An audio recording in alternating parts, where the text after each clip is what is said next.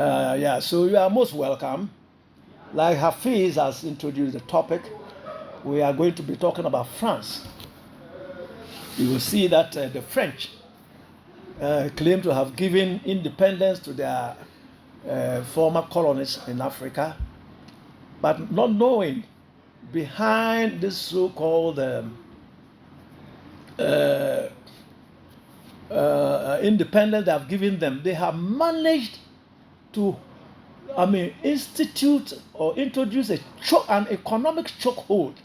Now, in wrestling, there's a way you hold, your opponent in a way that he cannot breathe and he cannot do anything. He just have to surrender. We call it chokehold, you know.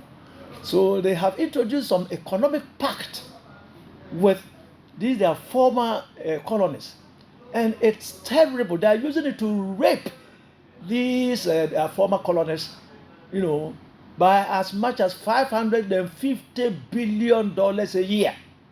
That is what they are doing. So all that place as France. In fact, some French, former French presidents and even prime ministers and some of their leaders there, they say if Francophone Africa is able to, disentangle themselves from this parasitic type of economic pact that they have with France, they will advance and not be down there where Niger in particular is said to be one of the poorest in the world. So I'll be taking you through the whole thing. I will be talking about how we were colonized, especially Africa, and then the reasons for this colonization, and then the scars they have left behind. And some of those things are so terrible. If you really take your time and understand them, you will even call on all Francophone countries to stage coups against all the criminals they have there who are their leaders right now. I'm telling you, you will say so, even though coups are terrible things. They are terrible things.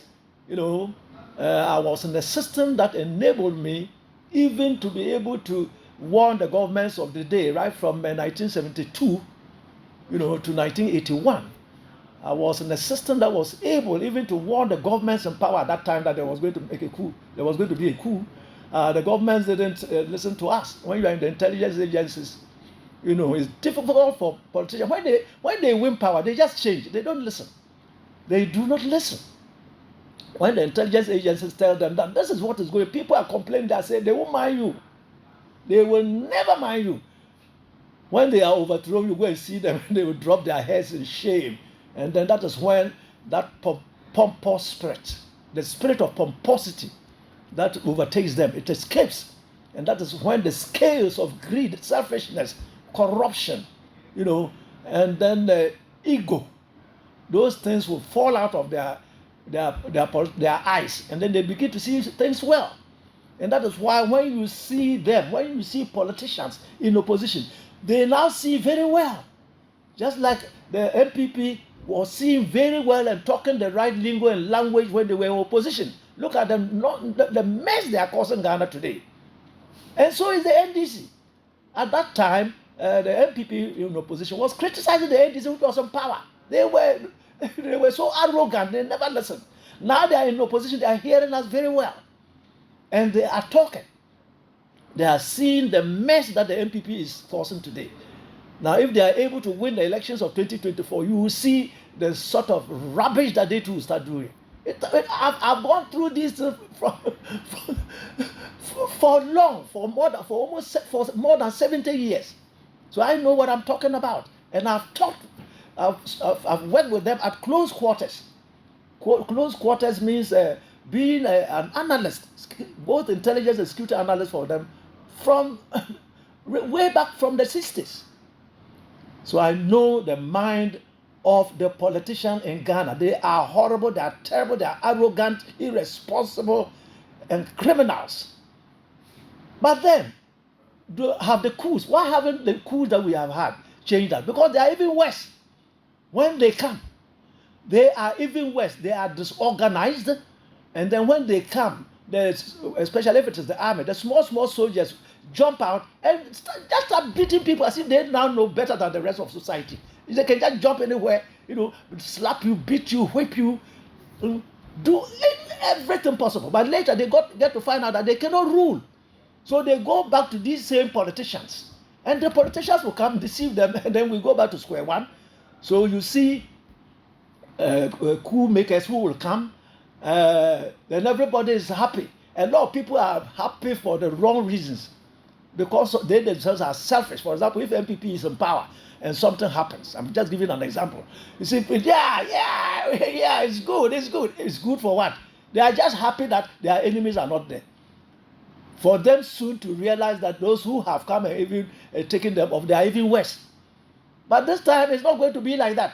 Even these soldiers, when they also come, for example, both the MPP and NDC, you all go to jail. You will go there. You all go to jail. So you cannot say that, MPP is not doing well, they should be off.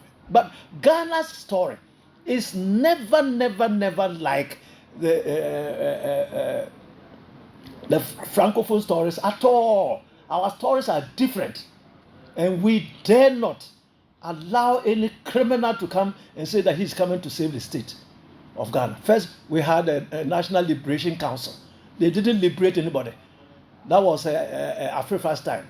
Then we had a National Redemption Council. They redeemed nobody by themselves. And that was a champion time. It has always been like that. So we don't want those things in Ghana, and they won't do you any good. I know the youth, the young one, but now, when my working definition of the youth is anybody who is 55 years and below. That is my definition of the youth. It's 55 and below. Because if you go back to, let's say, 1979, when June 4th came, anybody who is 55 now, at that time, because from 50, what is it? That would be 44 years ago. So if you take 44 from 55, you have just about 11 years. You won't appreciate anything that much. That's why I say even people who are 55 years, they don't know the hell we went through when soldiers came to redeem us, to liberate us. They were criminals. They did horrible things, beat people, shot people, and got the economy even worse than they came to meet it. So our situation is very different. But then when you look at it, our civilian regimes are not doing anything any better. They are never any better. I don't know what is in their heads. And they are very arrogant and pompous. And then when you warn them that, look, do not overdo these things and get all of us into trouble. they will not, they get frightened. Because when I was in the security system, actually, if I heard anybody talk about coup, no, we didn't. In the security system, we were even more at edge.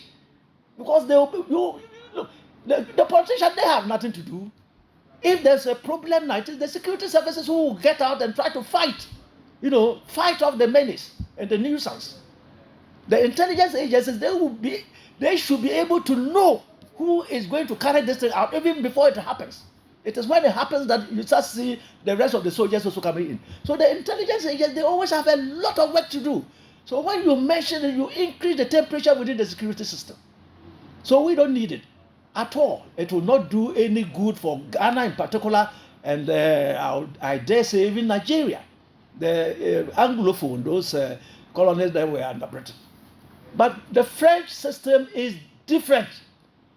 And hopefully, the young people who are coming on in the French system, they don't stay and get contaminated.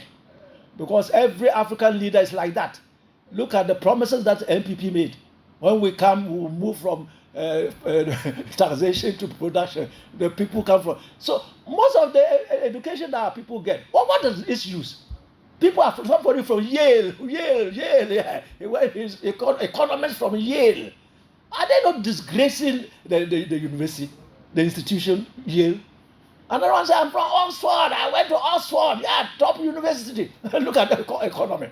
So what economists did you go to learn there? If you had come here, even to Upper West to Wahia, and gone to Wapoli or Leman University, Technical University, and did your economics, wouldn't you be better than all the people from Oxford, from Yale? Look at how they have bastardized and wretchedize the economy of Ghana.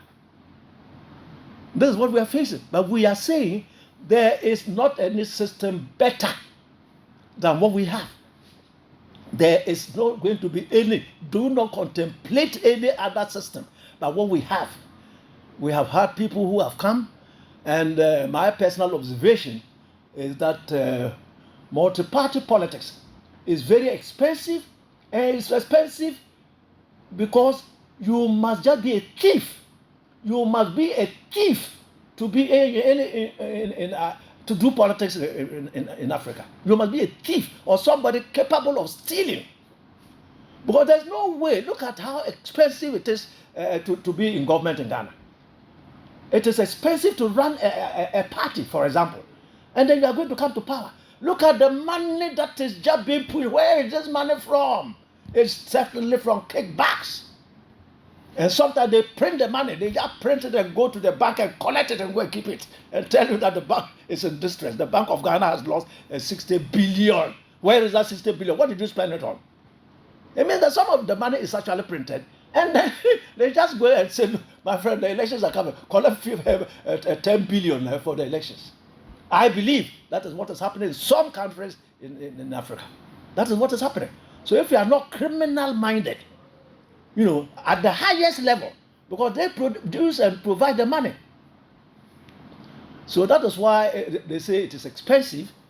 But then, let me be quick to add, it is not only in Africa that this type of thing is done by parties. When you go to the other countries, they also have a way. You have lobbyists.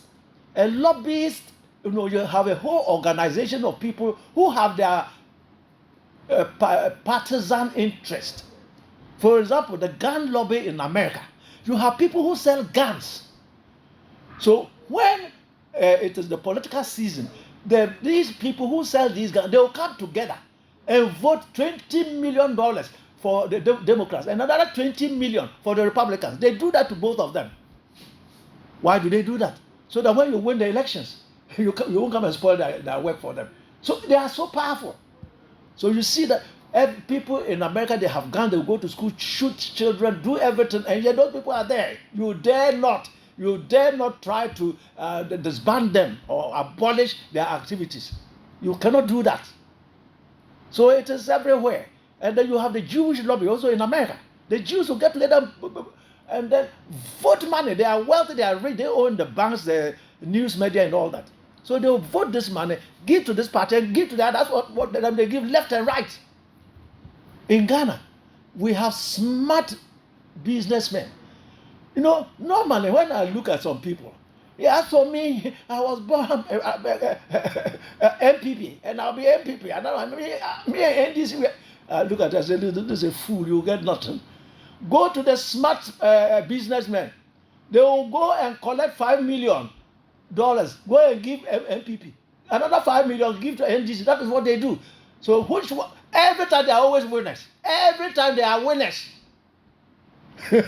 But it's the fool. You won't get any job. They won't even employ you. They won't give you anything. Then you sit down and say, I am MPP, I am NDC. Are you not an idiot?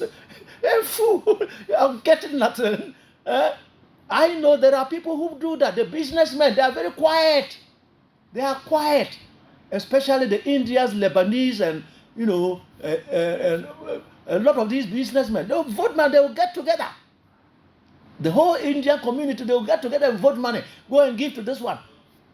And then vote and give to the other one. And then wait. Every time they are always winning the elections. They are always winning the elections. So when they win, they are the people that run the show. And that is the reason why nobody can stop the importation of rice. Because the people selling rice, they come and corrupt the system. So when you come, how are you going to stop that? They gave you the money to come to power in the first place. So let's go right now. This is just a teaser. We'll go to our main topic and try to deal with it. Yeah, I was talking about the parasitic and then the relationship, economic relationship or pact that the French have with their former colonies. Now let's go back a bit. Those of you who know some history, you know that around 1884, um, the king of Belgium, King Leopold, he went and saw Otto von Bismarck, the first chancellor of Germany, and then told him, look, we in Europe, we have been fighting ourselves. We are always fighting wars. But Africa is there. They have a lot of wealth. They have good arable lands. They have a lot of timber. They have gold. They have uranium. They have diamond. They have a lot of things, but they don't know anything. They cannot extract these things. They are so primitive. They don't know what even a longitude is or a latitude is. They cannot survey a place. So let us go and share up the whole of Africa. So it is that period that they call the scramble for Africa. So these Europeans then jumped into Africa. Now, Belgium, under this King Leopold, he went into the choicest and the wealthiest and the richest portion of the whole of Africa, which is the Congo River area. And even in one portion of the Congo, he even put his name there. They call the place Leopoldville. So he colonized the whole area, huge place with a lot of wealth. It is said that Congo, the DR Congo and the other place, that the two of them hold more resources than almost any country in the world except Russia. You see Russia like that. Russia is the wealthiest country when it comes to resources in the world. The wealthiest, not America. The resources are there, but they haven't exploited them much. Because when you talk of the quantum of monies that they have more money underground or by way of their minerals so far than any country in the world.